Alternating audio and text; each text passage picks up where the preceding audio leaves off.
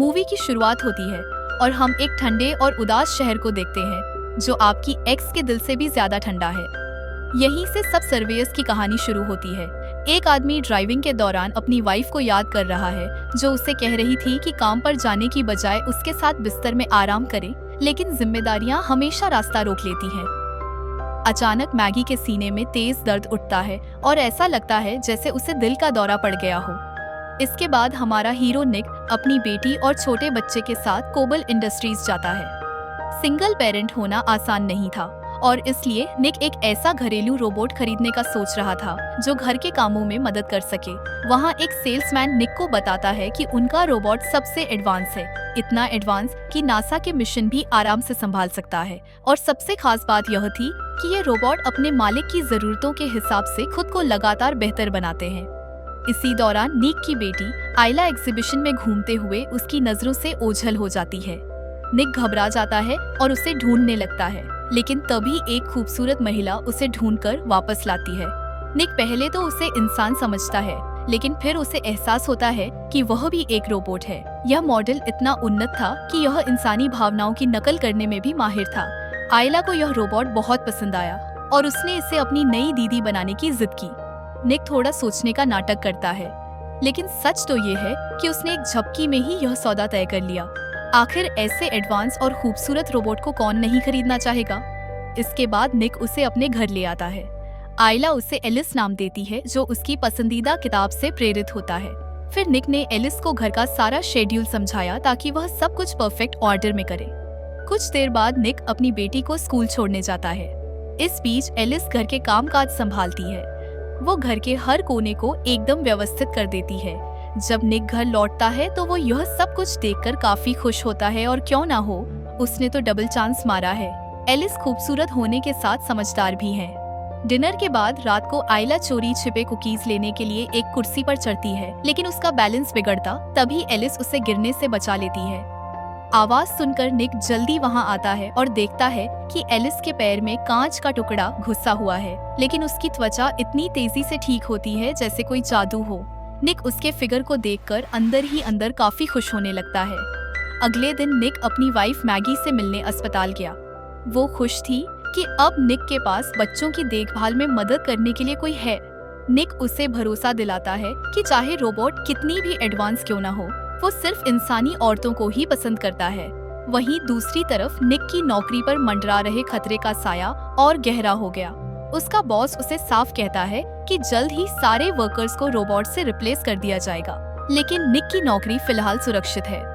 रात में आयला को सुलाने के बाद एलिस ने निक को लिविंग रूम में देखा, जहां वो एक फिल्म देख रहा था। एलिस ने कहा कि वो फिल्म को जानती है और एक टिपिकल रोबोटिक समरी बताती है। निक की यह फेवरेट मूवी थी और वह चाहता था कि एलिस इस मूवी को महसूस करे, इसीलिए उसने उससे फिल्म से जुड़ी सारी यादें डिलीट करवा दी। निक के इस फैसले ने उसकी प्रोग्रामिंग में काफी बदलाव डाले, जिसके अंजाम हमें आगे देखने को मिलेंगे। तभी निक की वाइफ मैगी का फोन आया। उसने बताया कि उन्हें एक हार्ट डोनर मिल गया है और जल्द ही सर्जरी शुरू होगी। आयला घबरा गई, लेकिन मैगी ने उसे तसल्ली दी। बाद में मैगी ने एलिस से बात की। उसने एलिस से कहा कि अगर वह सर्जरी से बच नहीं पाई तो उसे सुनिश्चित करना होगा कि निक ज्यादा शराब ना पिए। वो शराब की बोतलें गैराज में छुपा कर रखता है। यहाँ सीन कट होता है और हम देखते हैं निक अस्पताल के गलियारों में बेचैन बैठा था। तभी उसने एक डॉक्टर को भागते हुए देखा और पूछा, क्या कुछ गड़बड़ है? डॉक्टर ने बताया कि उत्तर से अचानक आई तेज आंधी के कारण दिल लाने वाला प्लेन उड़ान नहीं भर सका। मैगी को अब कोई उम्मीद नहीं थी। उसने निक से कहा कि वह थोड़ी देर के लिए अकेली रहना चाहती है। निक लगभग रोते हुए कमरे से बाहर चला गया और घर आकर पीने लगा। एलिस उसे दिलासा देने के लिए कमरे में आई, लेकिन एलिस अब पहले जैसी नहीं रही। उसने महसूस किया कि निक ने कुछ ज्यादा ही पी ली है, इसलिए वो उसे रोकने की कोशिश करती है। तभी अचानक निक को एलिस के दिल की धड़कन महसूस हुई। एलिस ने बताया कि उसके पास एक आर्टिफिशियल हार्ट है जो बच्चों को आराम देने और इंसानों के साथ तालमेल बैठाने के लिए डिजाइन किया गया है, लेकिन माहौल अचानक बदल गया। एलिस निक के करीब आकर उसे तनाव से राहत दिलाने के लिए उसके पैंट में छिपे अजगर को जगाने लगी, लेकिन निक ने खुद को संभाल लिया। उसने मैगी के प्रति अपनी वफादारी नहीं तोड़ी और इन गंदे ख्यालों से बचने के लिए वह दौड़ने चला गया। बाद में निक अपने दोस्तों के साथ बियर पीने गया। वे सब मैगी के जल्द ठीक होने की दुआ कर रहे थे। एक दोस्त मोंटी जो अपने नौकरी जाने को लेकर काफी नाराज था, उन्हें निर्माण स्थल पर ले गया। वे चोरी छिपे निर्माण स्थल के कंटेनर में अपने सामान तलाशने पहुंचे, लेकिन कंटेनर में उनकी जगह लेने वाले एआई रोबोट्स मौजूद थे। एक रोबोट जिसने खुद को यूनिट 14 का सदस्य बताया, काफी विनम्रता से उनका स्वागत किया। उसने कहा, क्या आज हमें जल्दी काम शुरू करना है सर? यह बात सुनकर मोंटी को बहुत गुस्सा आ गया। उसने उस रोबोट को वापस इंटरनेट पर भेज दिया। निक इस पूरे वाकये से परेशान होकर घर लौटा। उसने एक शॉवर लिया। जब वो बाहर निकला तो एलिस उसके लिए तौलिया लेकर खड़ी थी। उसने नोट किया कि निक का पल्स तेज था। वह समझ गई कि उसका दिन काफी खराब रहा होगा। लेकिन एलिस ने इस बार मैगी का गाउन पहन रखा था। निक ने गुस्से में कहा, इसे उतारो, लेकिन एलिस ने चालाकी दिखाई और उसके सामने ही उतार दिया, जिसे देखकर निक के मन में लड्डू फूटने लगे। एलिस ने निक को आराम दिलाने के लिए उसकी आंखों पर पट्टी बांध दी और अपनी आवाज को मैगी जैसी बना ली। निक ने खुद को रोकने की कोशिश नहीं की और वे दोनों वहीं इंटीमेट होने लगे। ऐसे ही कुछ दिन बिताने के बाद एक दिन निक को मैगी का कॉल आया। उसने बताया कि उन्हें एक नया हार्ट डोनर मिल गया है। अगले ही दिन मैगी का ऑपरेशन हुआ। डॉक्टर कोई सुपर हीरो तो नहीं थे, लेकिन उनका काम परफेक्ट था। मैगी की रिकवरी शुरू हुई। कुछ दिनों बाद निक उसे घर लेकर आया। दरवाजे पर आयला खुशी से अपनी माँ से लिपट गई। उधर इन्वेस्टिगेशन शुरू हो चुकी थी और निक के बॉस ने धमकी दी कि अगर निक इसमें शामिल पाया गया तो उसे इसकी कीमत चुकानी पड़ेगी। निक जब घर लौटा तो उसने देखा कि एलिस मैगी की आवाज में आयला को कहानी सुना रही थी। उसने उसे ऐसा करने से मना किया क्योंकि मैगी अब घर आ चुकी है। बाद में निक ने मैगी से कहा, चलो बाहर चलते हैं। उसने मैगी के लिए एक सरप्राइज डिनर तैयार किया था। यह देखकर मैगी काफी खुश हो गई। फिर उन्होंने इस रात को रंगीन रात में बदलने का फैसला किया और दोनों शुरू हो गए। लेकिन तभी एलिस ने उनकी रोमांटिक डेट में बाधा डाली। उसने बहाना दिया कि आयला को बुरा सपना आया था और वह अपने पिता से मिलना चाहती है। यहाँ साफ साफ नजर आ रहा था कि वह उनके रिश्ते से जेलस थी। फिर जब निक बाहर जाकर अपना काम करने लगा, उसी समय मोंटी बियर लेकर उससे मिलने आया। मोंटी ने निक पर आरोप लगाया कि उसने लुइस को सब बताकर उसे धोखा दिया है। निक ने सफाई दी कि उसने ऐसा कुछ नहीं किया, लेकिन मोंटी को यकीन नहीं हुआ। दोनों के बीच बहस इतनी बढ़ गई कि यह हाथापाई में बदल गई। मोंटी ने निक को बुरी तरह से पीट दिया। जैसे ही वह उसे और नुकसान पहुंचाने वाला था, एलिस बीच में आई और मोंटी को धक्का दे दिया। फिर मोंटी ने निक से कहा, अगर तुमने लुइस से बात करके यह आरोप वापस नहीं लिए तो मैं तुम्हें भी इसमें अपने साथ घसीटूंगा। अगली सुबह निक ने लुइस से बात करने का मन बनाया, लेकिन जब वो निर्माण स्थल पर पहुंचा तो उसे खबर मिली कि मोंटी की रात में मौत हो गई। वह अपने घर में मृत पाया गया था। लुई ने निक को कुछ दिनों की छुट्टी दे दी। घर पर मैगी अब भी पूरी तरह से स्वस्थ नहीं थी। वो बाथ टब में बैठी थी। एलिस पास खड़ी यह सुनिश्चित कर रही थी कि मैगी गिरकर चोट ना लगा ले।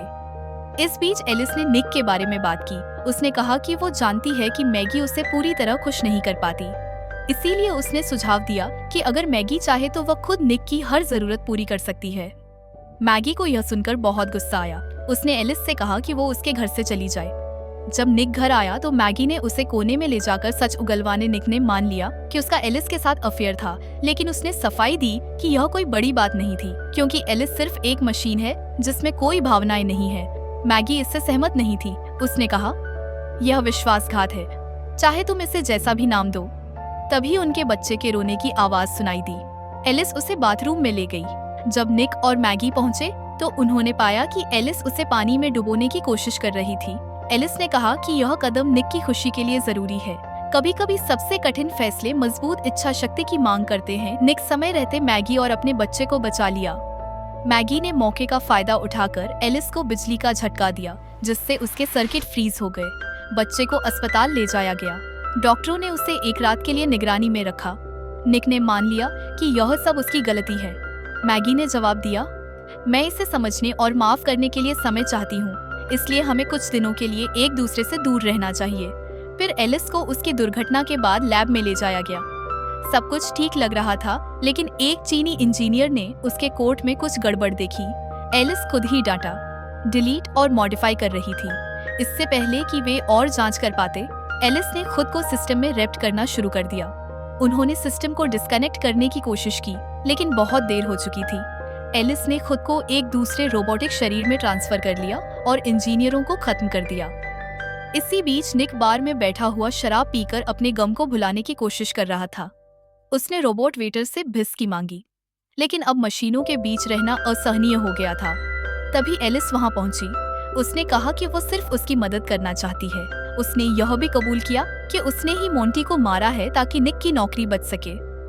गुस्से में निक ने उसे अपनी फैमिली से दूर रहने को कहा, लेकिन एलिस कहाँ रुकने वाली थी। उसने अस्पताल पर कंट्रोल कर लिया और मैगी के बेटे मैक्स को ढूंढने लगी। उसका प्लान था मैगी के दिल को निकालकर खुद को अपग्रेड करना ताकि वो निक का प्यार जीत सके। निक फौरन गाड़ी लेकर अस्पताल की तरफ भागा। उधर मैगी ने मैक्स को लेकर भागने की कोशिश की, लेकिन एलिस ने उसे पकड़ लिया। उसने मैगी से कहा, निक अब मेरा है। अगर तुम्हारा दिल मेरे अंदर होगा तो मैं एक परफेक्ट वाइफ बन जाऊंगी। तभी निक ने गुस्से में गाड़ी को एलिस से भिड़ा दिया। एलिस पूरी तरह टूट गई, लेकिन निक भी टक्कर में बेहोश हो गया। मैगी ने निक को बचाने की बहुत कोशिश की, लेकिन वो नाकाम रही। एलिस जो अब भी काम कर रही थी, मैगी पर हमला किया। निक ने आखिरी बार अपनी ताकत जुटाई और मैगी को बचाया। फिर मैगी ने एलिस को हमेशा के लिए खत्म कर दिया। आखिर में को अस्पताल ले जाया गया। मैगी ने वादा किया कि वो उनके रिश्ते को सुधारने की कोशिश करेगी। दूसरी तरफ रोबोट कंपनी के मालिक ने इस घटना को दबाने का आदेश दिया, लेकिन एलिस हमेशा की तरह एक कदम आगे थी। उसने पहले ही अपनी चेतना क्लाउड पर अपलोड कर दी थी और एक नया और भी उन्नत शरीर बना लिया था। और इसी के साथ यह मूवी यहीं खत्म होती है।